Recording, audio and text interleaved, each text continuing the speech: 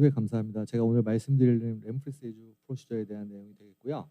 인게이지 힐삭스 이전 앞에서 이미 설명이 많이 나왔는데 저희가 이제 아스로스코프 벤커트 수술을 앞에 이제 테크닉을 열심히 배우셔가지고 잘 수술하셨다 하더라도 같이 있는 힐삭스 이전이나 글래노이드 디펙트를 잘 처리하지 못하면 수술은 무조건 실패할 수밖에 없습니다. 그래서 특히 이제 본 디펙트가 이 실패의 주요 원인이기 때문에 이걸 이제 정확하게 이밸루에이션하고 또 치료하는 방법이 필요할 거고, 글래노이드 트랙에 대해서는 앞에서 정현장 교수님께서 자세히 설명해 주셨는데 휴메라 헤드가 지나가는 안전한 통로라고 보시면 될 것 같고, 글래노이드 위스의 한 84% 정도를 차지를 하고요. 그래서 이 CT를 보시면은 아까 베스트핏으로 보면 한 30mm 정도, 디펙트 한 5mm 정도, 그럼 이제 트랙이 한 이 공식대로 계산하면 20 정도 나오고, 그다음에 이제 힐삭스 인덱스에서 힐삭스의 사이즈를 보시고, 그다음에 그 힐삭스의 위치도 중요하니까 GT의 라테랄에서 거리를 보는 본 브릿지를 정해서 합치면 20mm. 그럼 이제 요거는 0이 되는 거죠. 그래서 이 0이라고 하면 이제 GT가 만약에 이제 HSI보다 더 크면 온 트랙이니까 괜찮고, 이게 만약에 힐삭스 인덱스가 더 크면 인게이지가 되는 거죠. 그래서 램플리세주라는 거는 프랑스 말로 이제 필링해서 뭘 채운다라는 뜻으로 좀 직관적인 이름이 되겠고, 정의를 하자면 오프 트랙 힐삭스 리전을 온 트랙으로 전환할 때 쓰는 프로시저가 되겠습니다. 말씀드린 대로 힐삭스 인덱스가 GT를 뺐을 때 0보다 크면 램플리세주를 하게 되는 거죠. 오픈 램플리세주는 사실 역사가 되게 오래돼서 뭐 1972년 ICL에도 있는 프로시저입니다. 근데 이게 굉장히 오랫동안 그냥 좀 묻혀 있다가 이게 재발견된 건 한 2000년대 초반에 아스로스코프 프로시저와 벤카트와 램플리세주 동시에 할 수 있는 어떤 테크닉적인 발전이 되면서 굉장히 파퓰러하기 시작했고, 2008년에 24케이스를 해봤더니 2케이스에서만 리커런스가 됐고 컴플리케이션 없고 LOM도 없었다는 아주 좋은 테크닉이 발표가 되면서 아주 파퓰러하게 되기 시작했습니다.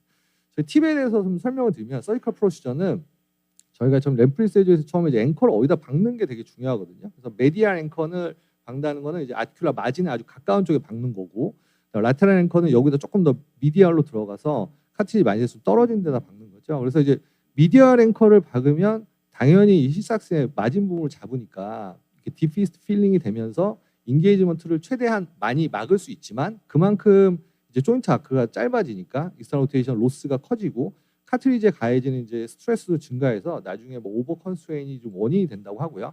라테랄은 그거와 정반대가 되겠습니다. 스테빌리티는 떨어지고 익스터널 로테이션 프리저베이션 좋아지고. 그리고 이제 이 프로시저를 할 때 이제 페이션트 스페시픽한 개념을 좀 이해하시는 게 중요한데, 만약에 이제 힐삭스가 굉장히 큰 환자라고 하면 이제 이 스테빌리티 잡아주는 게 더 우선이겠죠. 그럼 이제 메디알 필링을 최우선으로 해가지고 이제 앵커를 2개 쓸 수도 있고, 뭐 이제 논문 보면은 더블 플리나 나트리스나 테이블 써가지고 굉장히 스테빌리티 많이 잡아주는 게 중요할 것 같고요. 반대인 경우도 있죠. 만약에 이제 야구 선수다, 예를 들어서 LOM이 생기면 안 되는 선수다, 그러면 메디얼라이제이션을 피해야 되니까 조금 더 약간 렉스하게 라테랄 쪽으로 와서 앵커를 받고 싱글 앵커만 써서 이렇게 좀 타이트하지 않게 리페어 해주는 게 중요하겠습니다. 그래서 정리해 보면 미디얼 픽세이션은 스테빌리티가 좋고 ER 로스가 크고, 반대는 라테랄이고, 아이디얼 존에서 저희가 일반적인 벤커트를 할 때는 아티큘라 마진에서 살짝 라테랄 쪽으로 와서 고정하시는 것이 좋겠습니다.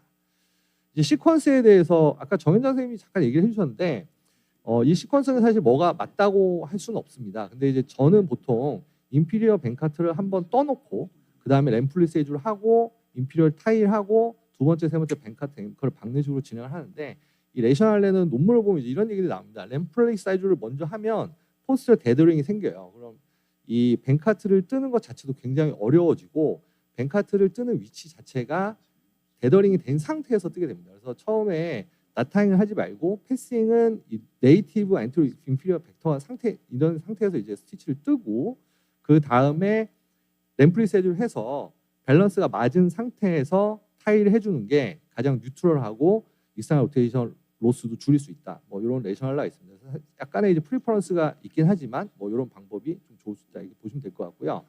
램플리세주의 장점은 뭐 이렇게 알로그래프트나 아니면은 뭐 라타제 같은 걸 안 할 수 있고, 뭐 베니핏이 뭐 굉장히 많죠. 코스트도 앵커 하나만 더 쓰면 되고 모비लि티도 적고, 그래서 이게 좋으면서 빠르고 굉장히 싸고 여러 가지 그런 보완점들이 있는 그 프로시저를 할 수 있겠고, 단지 이제 익스트라 로테이션 로스가 생기고 포스트와 슈피리어 페인이 포스트업이 좀 생기는 환자도 있다고 해요. 그리고 롱텀하게 보면 이제 페일러가 생기는 경우도 좀 있고 그렇습니다. 그래서 좀 이렇게 정리해 보면 약간 믿져야 본전 뭐 이런 느낌인데 클리니컬 리절트를 보면 2012년 제이스 아메리칸에 47명 환자 2년 팔로우하니까 98% 스테이블하고 68% 리턴 투 플레이 세임 레벨 굉장히 결과 좋습니다. 페일리어 2%, LOM도 뭐 슬라이틀리 리덕션 한 10도 정도.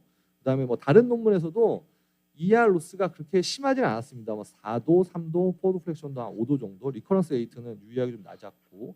근데 이제 포스처럴 슈피리어 페인이 좀 문제가 되는 것 같아요. 그래서 포스처럴 슈피리어 페인은 아마도 텐던에 이제 파샬 힐링이 돼 있으니까 ISP가 붙는 부분에서 통증이 생기지 않나. 그리고 포스처럴 웨이브룸과 이 새로 생긴 포스처럴 커프의 뉴포 프린트가 이제 부딪히면서 생기지 않나. 그래서 어떤 환자들은 좀 온도에 따라서 이 통증을 호소하기도 하고 팔을 좀 움직일 때나 좀 피곤할 때 통증이 나타난다고 하는데 되게 큰 임상적인 문제는 되지 않는다고 보고 알솔스티프에서 거기서 이제 그 데더링 해놓은 자리를 CT를 찍어보면 필링이 완벽하게 되는 경우도 있지만 되게 한 20% 25%에서 거기 좀 다이가 새면서 그 부분이 좀 찢어지는 경우도 있다라고 돼 있고 그다음에 이제 좀 재밌는 거 뭐냐면 오프 트랙에서 원래 하라고 돼 있는데 온 트랙에서 한 경우를 보니까 그것도 좀 괜찮다는 거죠. 그 이유는 저희가 뱅카트를 해놔도 환자가 이제 레지듀얼 어디피네이션이라서 한 1년 지나고 또 에이버 자세를 취하면 약간 그 빠질 것 같은 느낌을 이렇게 느끼는 환자가 있거든요. 실제로 빠지지 않더라도 그런 환자들에게서 뭐 익스터널 로테이션 리미터이 크지 않으면서 그런 걸 잡아주기 때문에